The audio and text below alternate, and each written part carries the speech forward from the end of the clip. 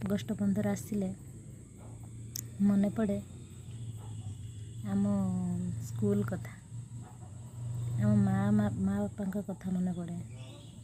ସ୍କୁଲରେ ସାର୍ମାନେ ଯେତିକି ଭାଷଣ ଆଉ ଗୀତ ଗାଇବା ପାଇଁ ସାର୍ମାନେ ଯେତିକି ପରିଶ୍ରମ କରନ୍ତି, ଘରେ ମା ବାପା ମାନେ ଠିକ୍ ତାଠୁ ଅଧିକ ପରିଶ୍ରମ କରନ୍ତି ତାକୁ ଶିଖିବା ପାଇଁ। ଆଉ ଅଗଷ୍ଟ 15 ଦିନ ସକାଳୁ ଉଠିକି ରେଡ଼ି ହେଇକି ଗାଧେଇକି ପଳେଇ ଯାଉ ସେ ଗୀତ ଗାଇବା ପାଇଁ। କେତେ ଭଲ ଲାଗେ।